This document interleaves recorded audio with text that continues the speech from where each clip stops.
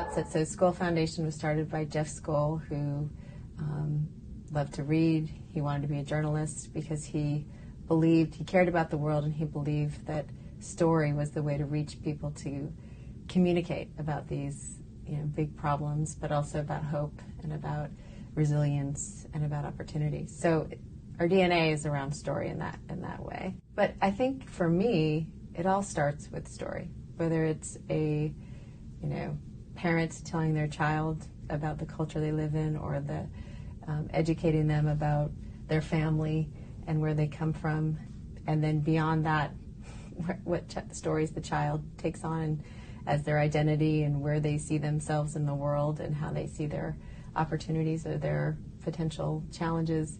For us, you can have all the data in the world, and while it's compelling and important and a fundamental requirement for any kind of change, often, and we've seen, I'd say most of the time, it's one story that moves you to act that makes the difference. Whether you're watching a movie, whether you're hearing someone speak that you connect with, whether you really begin to understand the problem through someone's eyes, like a child or a person you relate with. For us, you just can't underestimate that, the value of storytelling with evidence, with the right data. That's not all about the story in absence of the compelling information that helps you know that you can really act and make a difference. So for us, story kind of permeates everything we do. It starts with how the entrepreneurs tell us their story, how we collect the data and the impact and understand together what this new status quo or equilibrium looks like. So our vision of partnership working for a better future.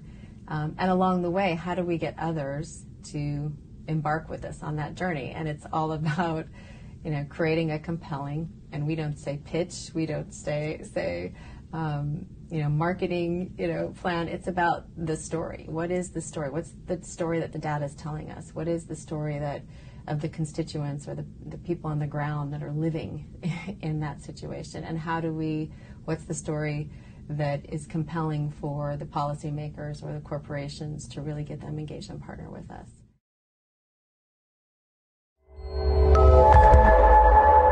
Yeah, impact is I think, hard thing to measure. No one has a silver bullet as to how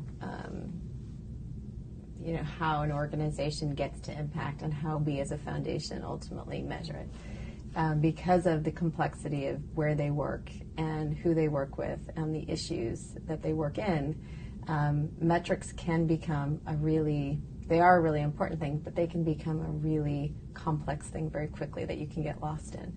So for us, the first approach to impact is simplicity. We get back to the big system change or the equilibrium change. What at the end of the day, where is the status quo now? Let's talk, and how do we know it's there? What are the 4 or 5 data points that really show us that the status quo is what it is? So whereas we look to the new vision of where we want to be, where is there evidence and proof that there is pull, that there is an ecosystem demand for where we see the vision of a new status quo or equilibrium. So for us, simplicity is really important. And the other piece I'd say is there's no doubt research and verified, credible, audited research is key. So for us, a third party verifying, it's not enough for just the social entrepreneur to give us their numbers.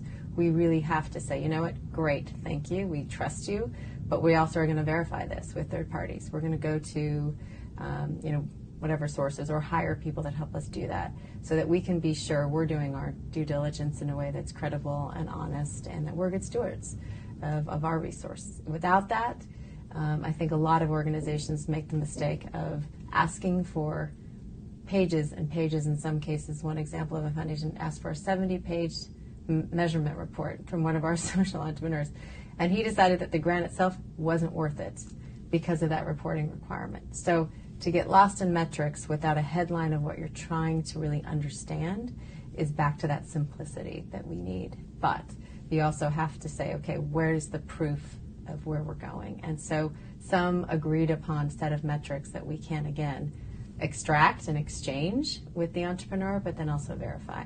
And for us, as we build on that foundation of, again, 4 or 5, aggregations of data that get us to some key proof points, that's enough for us to be able to say, okay, we can move forward. And that for us means the impact that we look to, and we're constantly looking at how, whether it's new trend data, whether it's information from other resources, how it impacts then our core beliefs or that core data set that we started with. So one of the organizations is an organization called Riders for Health. And the story, and I'll start with that first, is of a couple, a husband and wife, who were motorcycle enthusiasts who decided to take a motorcycle trip in Africa. And they were going in out-of-the-way places in rural areas and began to see ambulances and emergency vehicles on the side of the road in disrepair and left to be abandoned. And they couldn't really understand that. And a lot of it was because the terrain in some of these rural villages is very dense and complicated and challenging.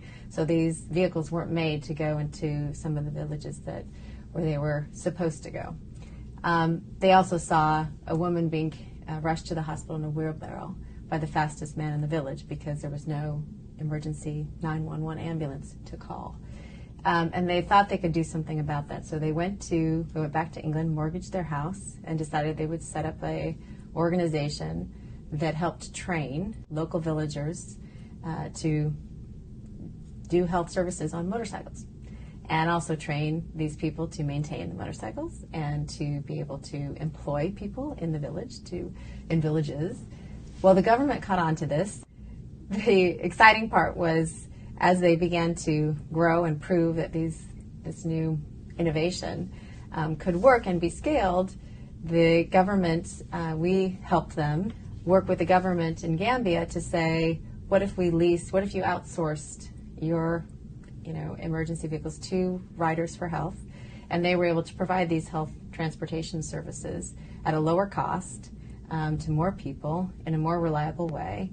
And we ended up also doing a story, a segment on national media that talked about riders. And within a few weeks, that agreement, that MOU had been signed by the government, and Riders for Health is now operating in multiple countries throughout Africa with this service and scaling pretty rapidly. So the impact, looking at a model like that, it was, again, seeing a problem.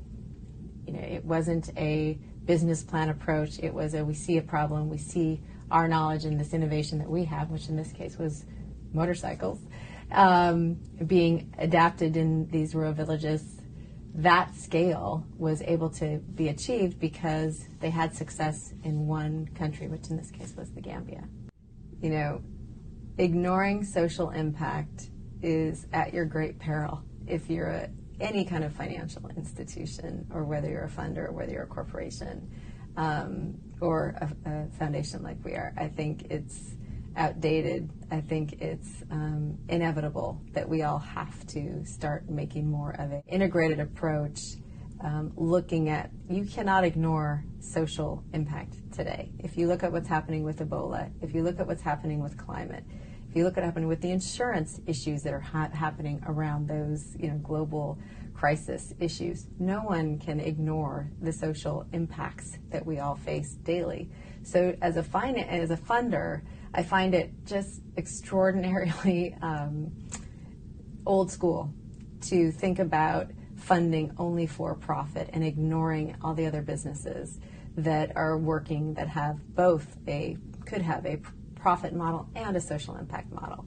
So I think at the Skoll Foundation also, that's a unique, we're seeing much more acceptance of less of this hard wall between the for-profit investment arm and the non-profit or the social impact,